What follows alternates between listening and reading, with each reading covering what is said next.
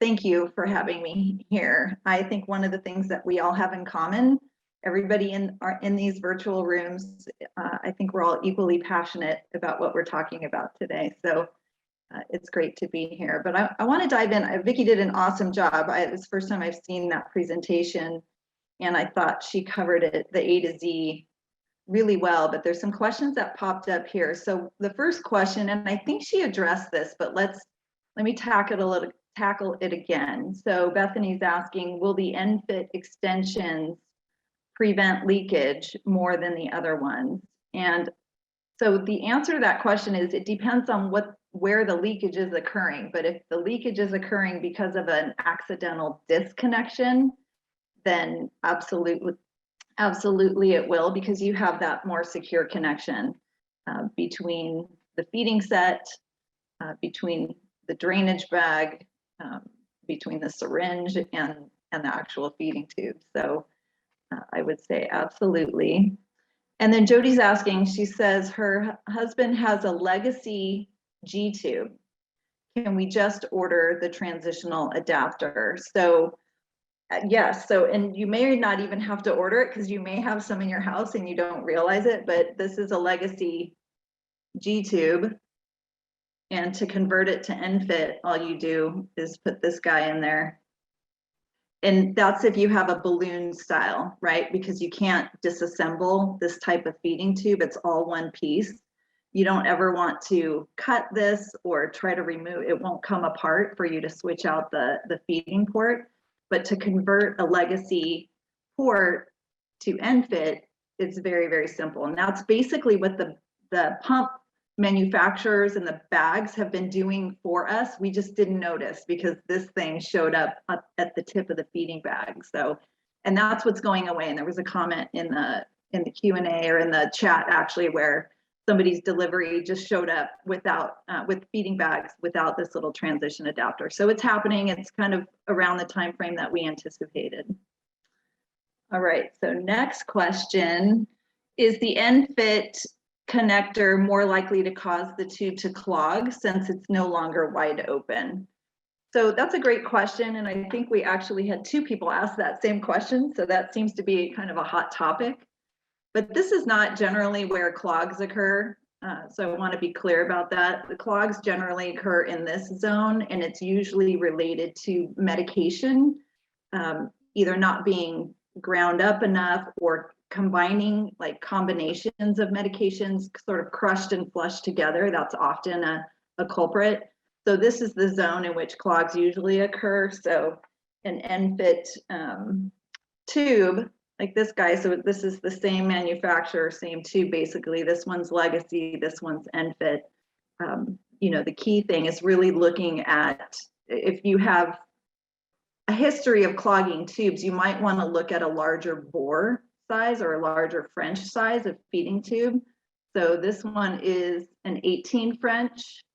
This one is a 20 French, and you can see 18, 20. So the bigger the number, the bigger the size or the inner diameter. So that's a possibility, but really prevention is key with regards to flushing. Just really good flushing techniques before and after medication, and not piling your meds together and trying to flush them all together. So that's my PSA on clogged tubes. All right, so Susan's asking, we use a urinary leg bag to drain a G tube because it drains better. Is there an adapter to connect them? The opposite of the stepped adapter. Yeah, and I'm actually going to cover that in the next presentation. So I might just be able to transition nicely into that, but I will demonstrate that for you. Okay, Anna, I love my ENFit extensions, but I've not been able to get my hands on medication straws. It's a pharmacy item, that is correct. And pharmacies say that it is an enteral home health, so it is very circular. So in many cases, that's something you will have to find. My recommendation is go online to find those. They're not very expensive, that you can reuse them, they will last you a long time. If that's something that you need, then have that in your toolkit at home. All right. So David's asking a question about accidental dislodgement is the word I'm looking for. So because of the ENFit secure connection, is it possible to have an accidental dislodgement of a feeding tube because it is so secure? And we've not heard a lot of that. I think that dislodgement usually occurs because of a deflated balloon or a ruptured balloon when you've got a balloon gastrostomy tube. But I think what we're finding, because most people, when they have a legacy connector, in my experience, is that people tend to make it secure in their own way because of their history of accidental disconnection. So I've had patients that have taped the connection to the point where it may as well be ENFit because it's so secure. And then there's a clamp that is used called an AMT clamp that actually clamps the tube onto the feeding set to keep it from coming apart. So I think the secure connection with ENFit is not a new concept or it's not a new risk for dislodgement. So we really just want to promote safe handling of the tube and securing the device if there's a risk of that sort of accidental tugging, or if you've got somebody who is going to be reaching for the tube and potentially pulling it out, and that's when low profile devices are sometimes considered. So that's sort of a big answer for a little question. Okay, so Terry says, I use my legacy dangler for venting and draining only. So tried a button with the ENFit extension set and it did not work. The bore of the ENFit is so tiny. And had to go back to the legacy dangler. And bore is key for venting and draining. So this is something that I want to touch on as well a little bit in my next presentation, because you know the answer to that is it's not a one size fits all. And depending on your need for draining and how often and what you're draining, you have to sort of customize your prosthetic to your needs. And this is a concept I'm going to touch on a little bit here in the next presentation. I think you guys did a spectacular job of timing our presentations because you're teeing me up very nicely. Okay, let's see.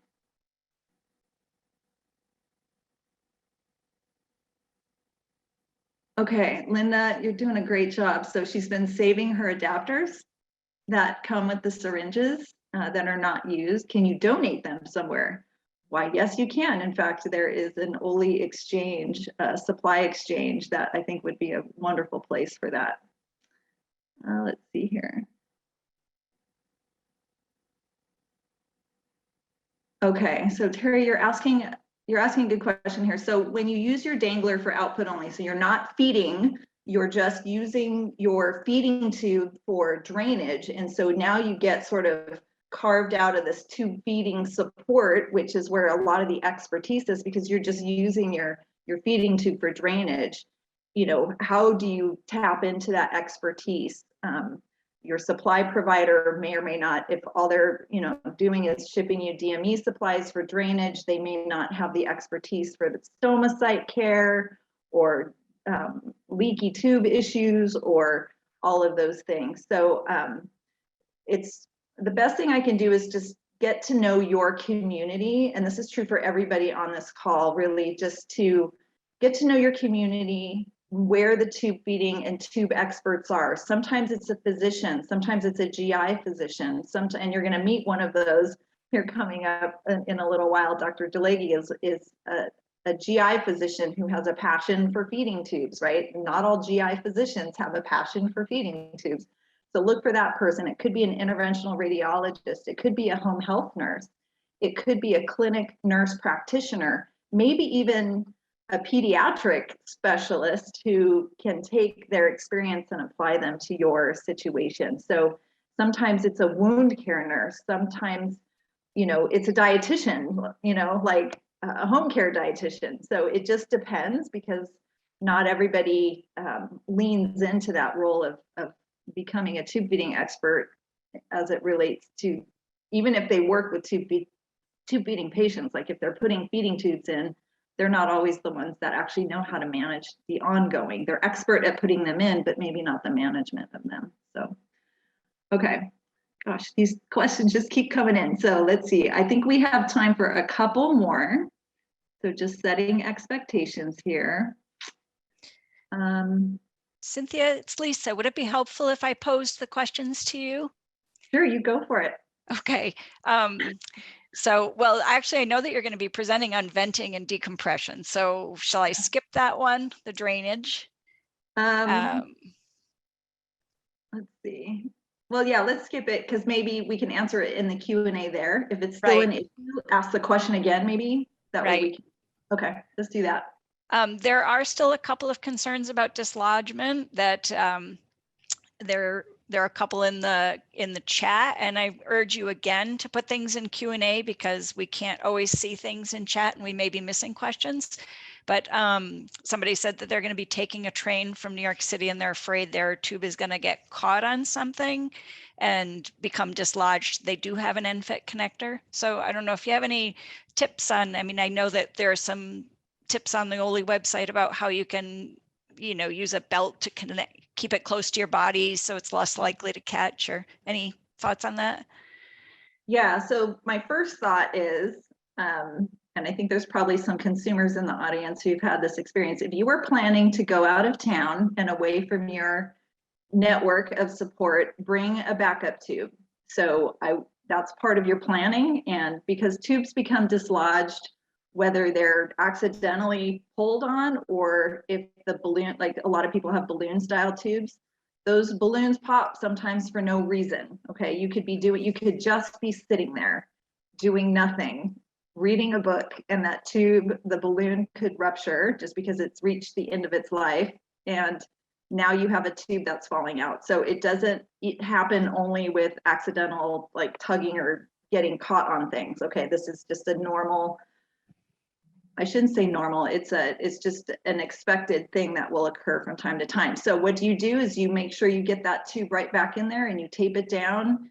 And then if you're skilled at replacing your own tubes, then you set a time and a place for that. And if you're not, then go into, generally the ER is kind of the best way to get that taken care of. So that's my main suggestion, is make sure you're traveling with a backup tube, and carry your adapters, right? Because I think there was a comment in the chat earlier where there was a consumer who was traveling with an ENFit button. Actually, the button fell out during a trip. And when she went into the ER and the hospital to have her tube changed, because she's out of town now, she's in a completely different state, she gets a legacy tube put in, and all her supplies at home are ENFit. So it's just really smart to keep these adapters handy and in your supply kit. So the same way that you carry a charger for your iPhone, I don't know about you, but I carry a backup battery sometimes if I'm going on a big trip. So these are the adapters you want to keep handy and just in your emergency kit, the same way you would have tape and gauze or extra syringes. So Cynthia, I would recommend that you go to your venting and draining that talk, and then we can maybe address a lot of these questions. I know you're doing the show and tell. Yes. And I think that we can maybe save some of those for there, if that sounds good to you. It does. All right, so here's my email in case any of you have follow-up questions. Jot this down. I can put it in chat later too as well. Here are my disclosures and what I'm going to be talking about. I just have a quick few minutes really to cover this, so I'm going to go over some of the rationale. This does not impact everybody. I recognize that. I also recognize that there are a mix of audience members here. There are consumers on the call, there are clinicians on the call. And so I try to present this in a way that meets all of your needs in terms of education, because when I was a clinician in the hospital setting, I understand the concepts, but until, I really kind of laid my hands on it, it's a little harder to imagine. So let's go over the difference between venting and draining, because these words are used sometimes interchangeably and they're a little bit different. So venting is this process of removing excess air from the stomach, and what that does is helps relieve fullness and bloating, that sensation of a gassy stomach. Sometimes we call it burping the tube. So consumers call it that, sometimes clinicians call it that. And the thing about venting is it can happen before a feed, it can happen during a feed, or it can happen after a feed. And you don't have to you can be a bolus feeder, gravity feeding, pump feeding, everybody can vent, whether you're using your tube for feeding or not. So lots of times people who are actually feeding into their stomach need to vent. And then sometimes there are people that don't use their tube at all, the G tube at all for feeding, but they still need to vent it, because what's happening right now with me talking to you is I'm talking and I'm swallowing air and it's going down some into my lungs and some of it goes into my stomach. So that's just how it goes. So that's the venting process. And then draining is basically removing excess food and or liquids from the stomach through the G tube. And it can provide relief from nausea, from that feeling that you have to vomit related to a motility issue like gastroparesis, or if you have an obstruction, so whatever your situation is that has you using that G for drainage and either feeding through a J tube, or maybe you're on TPN and just using that G tube for drainage. And that can be done as needed. So what we're used to in the hospital is this continuous suction of a G tube, right? So that's a very standard protocol in the hospital when you've got somebody who we're trying to, not have anything go through the stomach. But when patients stabilize and they go home, then drainage, if drainage is needed for long term, it can be done continuously, sort of like venting, or it can be done on an episodic manner. Okay, whoops. Okay, so the technique. So you can vent several different ways, and I'm going to kind of talk about them and then I'll try to demonstrate them for you. So venting technique is an open port, which is basically you open the port of your G tube and you can vent that way. So if you sometimes get reflux out of the tube, you can squeeze the tubing and then open the port and then slowly open it up and burp the tube. Lowering it and raising it allows you to vent any gas that's building up in your stomach. You can also use a syringe and using it like a funnel. So you can plug just the barrel of the syringe, taking the plunger out and plugging that syringe in. And sometimes you'll have a little reflux of liquid gastric juices, sometimes formula, sometimes nothing, sometimes it's just air, and you can actually hear it. And by lowering and raising that syringe and repositioning, that can allow you to burp your tube or vent. And then you can also use a manual technique with this, what I call a syringe pull. So with the plunger completely in, inserting, and then slowly pulling air out of the stomach. And that's just going to be different for everybody, because sometimes you won't get any air and you just immediately start suctioning liquids out. And so that's just something to keep in mind. Sometimes you can get air out, sometimes not that way. And then there's the Ferrell bag system, which I'll demonstrate here in a minute. And that is a continuous, and that's designed for pump feeding. It could also be used for gravity, but if you're using a bag to feed where there's a continuous drip going, that Ferrell bag is an option to continuously vent while in the midst of a feeding. And then drainage techniques are similar, right? So you can open the port of the feeding tube, and I've seen some people drain directly from their feeding tube into a container, into the toilet, sometimes into a glass, whatever you need. And that's just a positioning thing where if you need to drain and offer yourself some relief, that's an option. And then again, the syringe pull method is another way to pull the contents, the liquids out of the stomach and offer some relief that way. And then there's the drainage bag system, which there have been some questions about. So in remembering that, your stomach is a reservoir, and you may have things to drain, but you didn't eat, and that's not uncommon, because our stomach is a manufacturer of liquids all day long, up to and over a liter a day. Liter and a half a day is not an uncommon amount of gastric juices to have that your body and your stomach has to manage. So if you are having a flare and your body is, you know, the last 2 weeks you've been doing fine and not needing to drain and offer that relief, but maybe you're flaring if you have gastroparesis, and now you need to offer yourself some relief, and so you might drain in that regard. And so I would say that in general for draining, it's basically you have to get in touch with your body, and you may have specific orders when you're first coming home from the hospital, but usually in the long term, it becomes a very personal experience when and how you vent and drain. So there's not a lot of instruction or prescription around it. It's really something that you design around your own needs. All right, so with regards to what I want to try to do here is show you the Feral bag. So, and tell me, Lisa, if you feel like you can see this okay. I can see myself, but I just want to make sure you have good visibility as well.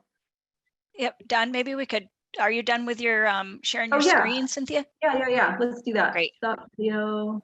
No, not stop video. Cynthia, I just wanted to mention too, I've dismissed a couple of questions. I just feel that maybe this isn't the forum for discussing the pros and cons of ENFit and maybe some of the limitations of ENFit. In regards to venting and draining, it seems appropriate, but not overall philosophy. So I don't mean to disrespect anyone who's posted questions that I've dismissed at this point, but I just think that we need to stay on task and address the topic at hand. I have not been given a lot of time to cover this, so I completely agree. And there are some very specific things that you can do related to ENFit and connecting, and I'll touch on that for you. But let's talk about drainage. So here's your Feral bag. This is designed for venting, okay? There are some people that use these for drainage, and it's not a great option for drainage because it's not reusable. This is a little vent at the top of the bag that allows the gas to release in the midst of a feeding, but because of this, it's not something you can't empty this out like you can a urinary drain bag. So it's really designed for that specific case where you're pump feeding and you hang this bag up, and then you actually connect your feeding tube, or sorry, you connect your feeding set from the feeding bag into the Feral bag. And this is an ENFit connector. And then the end of the Feral bag is what actually connects to your feeding tube. Okay, and so this system allows for you to feed continuously via pump, but then also vent at the same time. So that's the design for these. And the one other comment about Feral bag and draining, because it's just something I've observed over the years, is that it's not a great option for drainage because look how tiny that tubing is, where when you look at a drain bag, like look at the difference between the tubing. That's pretty significant, right? So a drain bag is kind of a better option than a Feral bag for drainage. And I have a couple of examples of drain bags. So for our legacy tube users, we have been for many, many years using these urinary drain bags. So this is a 2-liter bag. It's got a valve at the bottom that allows you to empty and reuse. And these are also way more cost effective in the home care setting than a Feral bag. So I want to be very specific about that because it's something that we saw that got confused a lot. So this drain bag is a 2-liter drain bag. The tubing is a lot shorter than that Feral bag system, becomes, very large if it's something that you're trying to use for drainage. But this connects directly into, if you're going to keep a legacy tube for drainage, this connects directly into the legacy port that way. So if you wind up in the hospital and you come home and you wind up with an ENFit feeding tube, and all you have are legacy, or yeah, an ENFit feeding tube, and all you have are legacy drainage supplies, then this is the device that you will need, which is an adapter that turns your ENFit feeding tube into a legacy port and then allows you to connect to your urinary drain bags for drainage. Okay.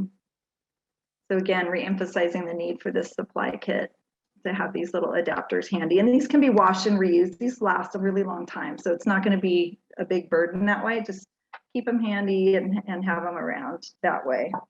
I have another drain bag, which is smaller. So there's lots of different options. I just have a couple here, but this is one that doesn't have lots of tubing. It's very straightforward. This connects to the feeding tube. This is a 500 ml. And then this valve just opens up, drains out. And then you can empty and reuse, wash and reuse. And for drainage, you don't need sterile bags. There's nothing going into the body. This is all coming out. So these do not need to be sterile, and we don't have to worry about that. You can rinse them out and, you know, keep them clean that way. But so that's something to keep in mind. And then we also have ENFit drain bags. So there are a lot of these patients that are starting to transition over to these. And so these are for our ENFit users.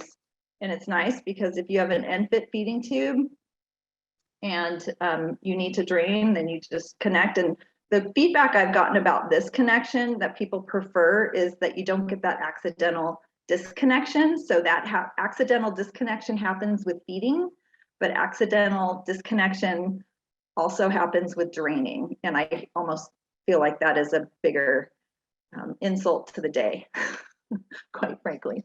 So, and then to drain, you have a valve here that allows you to open up the flow and empty, and then that locks it back up. So if you have a legacy tube, so if you go into the hospital with a legacy, or sorry, with an ENFit tube, and then you come home with an ENFit tube, then you have a situation when it comes to draining if you've got ENFit supplies. So what you would need is your little transition connector. Pop that guy into your G-tube port, and then you can connect. Cynthia, it's Lisa. May I Yes. ask a question? Sure. A couple people are wondering how they could get the enteral bags, or who makes them, or the drainage bags. The drainage bags. So the ENFit drain bags, or any drain bag. I think the ENFit. Okay. So yeah, there are a couple of manufacturers right now. So I've got Vesco makes an ENFit drain bag, as well as a company called GBUK. McKesson has an ENFit drain bag now. So we had sort of a dry spell where we didn't have any ENFit bags for a little while, but now we've got several options in the marketplace. So working with your home care company to order those ENFit style bags for you is the way to go. And if they don't have them yet, then ask them to bring them on board. What other questions? And how are we doing on time, Lisa? Well, I'm going to ask Don if our next speaker is on the line, and if he is, then Joan can introduce him, but otherwise I think that you could address a few more questions. Cynthia, I'm going to jump in here, and I just wanted to ease some of the concerns of attendees in that we realize it's a known fact that often you cannot vent and drain with ENFit, and that legacy tubes will continue to be available until a solution is found. So I think that will put everyone at ease. Yeah, and I think that, so you bring up a great point, and maybe I'll conclude with this. So kind of going back to this idea that, you know, when you're early in your tube feeding journey and device journey, you don't have a lot of say about what tube you wind up with. So as you know, sort of get set on your path and you understand what your needs are, you have to have the ability to drain and vent. Then you get to decide what sort of device. So if you're using a low profile device and you have to drain a lot, that button and extension set may not be the best option for you. So you may want to switch over to a dangler style tube, has a larger French size. It's just easier to drain in a lot of cases. And if that's what your needs are, then it's probably more about the low profile version versus a dangler version.